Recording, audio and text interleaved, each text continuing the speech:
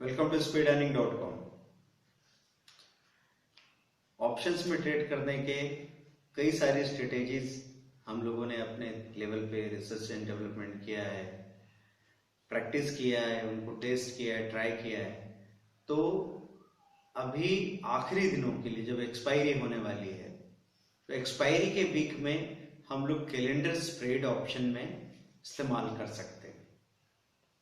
Calendar spread का मतलब होगा कि इस सीरीज के ऑप्शन को आपने सेल किया और नेक्स्ट सीरीज के ऑप्शन को आपने बाय किया। सिंपली इस मंथ को सेल कर रहे हैं क्योंकि यहाँ टाइम डीके पॉसिबल है, नेक्स्ट मंथ को बाय कर रहे हैं ताकि आपको एक पूरी हेजिंग मिले।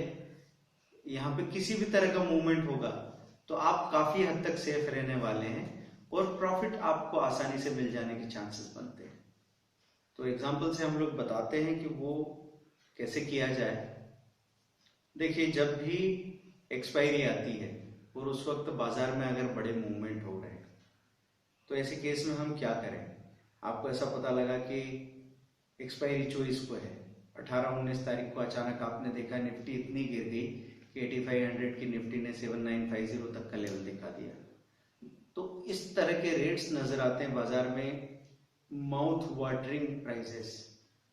ऐसे लेवल नजर आते हैं कि आपको ये लगता है कि इस लेवल पे तो एक कॉल खरीदना बनता ही है, क्योंकि अगर आगे बाजार को गिरना भी है तो पहले एक बार थोड़ी शॉर्ट कवरिंग जरूर आएगी, तो मेरा ये कॉल आसानी से बढ़ के बिक जाएगा। लेकिन डर किस बात का है कि 3 या 4 दिन बाद एक्सपायरी है। अगर बाजार में थोड़ी सी रेंज आ गई या थोड़ी सी गिरावट और आ गई तो मेरे कॉल के तो गलने की नौबत आ जाएगी। और आप ये सोचें कि चलो ये 4 दिन गुजर जाने दो, अभी बस 24 नवंबर है, उसके बाद 25 से तो एक नया मंथ शुरू हो जाएगा एफ&ओ का, तो तब जाके हम लोग पोजीशन बना लेंगे। इन 4 दिनों में ये भी पता नहीं ना आपको कि 7950 की निफ्टी भाग के 8200 हो जाए तो हम क्या करेंगे। मतलब दोनों तरफ दुविधा बनी हुई है, उसका हल हमको निकालना है। तो उसका हल क्या हो सकता है कि जैसे हमने ये देखा था कि हिंडाल्को की बात करें, हिंडाल्को अच्छा खासा स्ट्रेंथ दिखा रहा है। बाजार जब भी गिरता है तो उसके साथ गिरता नहीं, बाजार बढ़ता है तो उसके साथ तेजी से बढ़ के ऊपर आ रहा है और बल्कि अपने साल भर के हाई को तोड़ने की कोशिश भी बराबर कर रहा है। हम देख रहे हैं हिंडाल्को खड़ा है 176-77 के आसपास। अब इसमें हमको पोजीशन बनानी है, आखिरी दिन है गुरुवार का।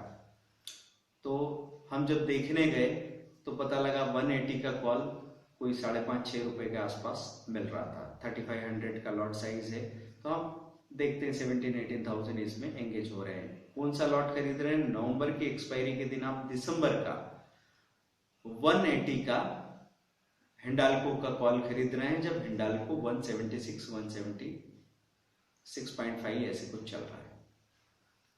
मेटल सेक्टर सबसे ऊपर है, बाजार के गिरने पे भी ये नीचे नहीं गया है, जबकि ये कल भी बढ़ चुका है। तो इसका मतलब इसमें सेलिंग नहीं आ रही है, अपनी बाइंग की पूरी ताकत दिखा रहा है। तो 180 का कॉल हमने खरीद लिया। अब 6 रुपए का कॉल खरीदा है तो इसको संभालने के लिए इस महीने का कॉल बेच भी दें, ताकि अगर अचानक से हिंडाल्को में गिरावट आ जाए तो 6 का कॉल वो गिर के 4 या 3 रुपए रह जाएगा। तो इसको संभालने के लिए इस महीने जब हमने देखा 180 की कॉल की क्या हालत है नवंबर के, भाई अगले महीने का दिसंबर का कॉल तो 5.5-6 रुपए है जो बताया हमने आपको। नवंबर का 180 का कॉल देखने गए तो 40 पैसा। अब 40 पैसे की कॉल को शॉर्ट करके कौन सी सेफ्टी, कौन सी सिक्योरिटी, कौन सी हेजिंग मिल जाएगी। तो हमको देखना पड़ा कि अभी थोड़ा देखो 2-3 रुपए तक क्या मिलेगा। तो 175 का इन द मनी कॉल हमको नजर आ रहा था। 176 खड़ा है, 75 का इन द मनी कॉल अगर बेचते हैं तो ज्यादा दिक्कत नहीं है।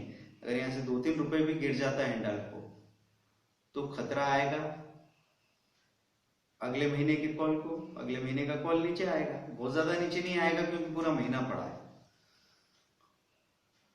तो अगर ये 2-3 रुपए गिरेगा तो 175 का कॉल आउट ऑफ मनी हो जाएगा। तो इन द मनी के कॉल में डीके तो कम होगा, लेकिन आउट ऑफ मनी होने के बाद तो डीके होगा ना। तो ये हमको प्रीमियम डीके पूरा मिल जाएगा। तो वहां 6 का कॉल अगर 4 रुपए 3 रुपए हो गया तो यहाँ 2 रुपए का कॉल 5 पैसे भी रह जाएगा या 25 पैसे भी रह जाएगा, तो 1 रुपए 75 पैसा 2 रुपए की आपको पूरी तरह से हेजिंग मिल जाएगी। बाजार अगर न बढ़ा न गिरा तो भी टाइम डिके तो होने वाला है, तो उधर वाला कॉल तो गिरेगा नहीं आपका, अगले महीने वाला दिसंबर वाला, लेकिन नवंबर वाला कॉल तो नीचे जाएगा ना। अगर ये 1 रुपए भी नीचे आ गया तो आराम से आप 3500 कमा लेते हैं। इस तरीके से कैलेंडर स्प्रेड में काम हो सकता है, लेकिन ये महीने के आखिरी 3 दिनों में, मतलब एक्सपायरी वाला जो मंथ हो रहा है ना, हमारा जो रेगुलर मंथ है उसकी बात नहीं कर रहे हैं, F&O का जो मंथ है, एक्सपायरी के 3 दिन 4 दिन पहले ही हम इसको कर सकते हैं। कारण क्या है कि शुरुआती दिनों में जब आप देखने जाएं तो जब से आपको ऐसा लगने लगे कि अगले महीने की प्रीमियम में भी बिड और आस्क का रेट डिफरेंस खत्म हो गया है और वॉल्यूम आने लगा है, तब तो आप उसको कर सकते हैं। लेकिन जनरली गैप रहता है, हम मान सकते हैं कि 15-20 तारीख तक तो पक्का गैप रहता है, उसके बाद ये चांसेस बनते हैं कि वो गैप खत्म हो। गैप कैसा कि मैं देखने जाऊं अगर कि दिसंबर का हिंडाल्को का 180 का कॉल और वहां पे रेट दिख रहा है 6 रुपए का, सेलर खड़ा है, 7.5 का बायर खड़ा है, इस तरह की कोई चीज दिख रही है, मतलब 7.5 का सेलर खड़ा है, 6 रुपए का बायर खड़ा है, तो ऐसा 1-1.5 रुपए का डिफरेंस अगर नजर आ रहा है फिर वो ट्रेड करने लायक नहीं है, क्योंकि 7.5 में खरीदें तो अभी के अभी बेचने पे 6 रुपए में बेचना पड़ता है, 1.5 रुपए का नुकसान सीधे सीधे, 3500 का लॉट साइज है तो 5000 रुपए का रिस्क तो वैसे ही खड़ा कर लिया। और इतनी बड़ी गैप होने का मतलब ये है कि उस स्ट्राइक प्राइस के कॉल में या पुट में वॉल्यूम नहीं आ रहा है, तो उसमें ट्रेड मत कीजिए। तो ये वॉल्यूम आने लगता है एक्सपायरी आने तक, एक्सपायरी जब करीब आने लग जाती है तो सोमवार, मंगलवार, बुधवार, गुरुवार को ये अच्छा आपको वॉल्यूम दिखने लगता है, बिड और आस्क की जो गैप है काफी खत्म हो जाती है, तब आप कैलेंडर स्प्रेड का इस्तेमाल अच्छे से कर सकते हैं। और आखिरी दिन तो आपकी दिक्कतें थोड़ी बढ़ जाती है। अगर मंगलवार बुधवार की बात करें तो बेस्ट टाइम होता है जब प्रीमियम का टूटना भी बाकी है, इस महीने की प्रीमियम जिसको आप शॉर्ट करना चाह रहे हैं। जैसे टाटा मोटर के केस में हमने अभी कॉल दिया था, टाटा मोटर टॉप लूजर था, तो हमने क्या किया कि टाटा मोटर का 460 का पुट इस महीने का शॉर्ट किया और अगले महीने का 440 का पुट खरीदा। 460 का इस महीने का शॉर्ट क्यों किया? क्योंकि 460 वाला ही एट द मनी था, तो उसकी कुछ प्रीमियम नजर आ रही जो बेचने लायक दिखती थी 3-3.5 रुपए के आसपास। और अगले महीने का 460 क्यों लिया, 440 क्यों नहीं लिया?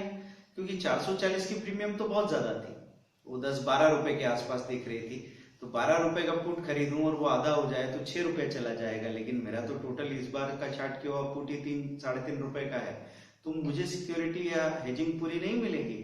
तो मुझे अगले महीने का जो मैं पुट खरीद रहा हूं वो ऐसी प्रीमियम का खरीदना चाहिए कि कम से कम 50% 40% का तो हेजिंग मुझे मिले। इस महीने अगर मैं 3 का पुट शॉर्ट कर रहा हूं 3 रुपए प्रीमियम का, तो अगले महीने 6-7 रुपए के प्रीमियम तक का कॉल पुट बाय कर लेता हूं, क्योंकि अगर टाटा मोटर अचानक पलट के भागने भी लग जाए तो मेरा पुट 6 रुपए से घट के 4 रुपए 3-3.5 रुपए आएगा, ज्यादा गिरेगा नहीं। क्यों नहीं गिरेगा? क्योंकि पूरा महीना बाकी है, टाइम वैल्यू काफी है, तो एकदम से डीके आने वाला नहीं है।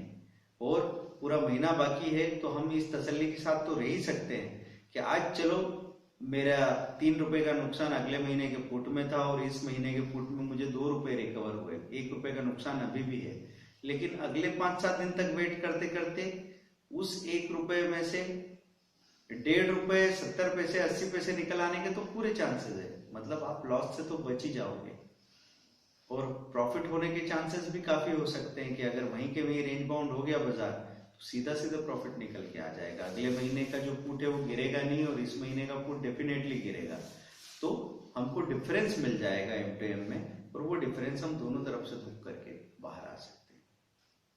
तो ये तरीका रहेगा कैलेंडर स्प्रेड का, इसको प्रैक्टिस कीजिए और देखिए क्या रिजल्ट्स आते हैं। Thank you very much.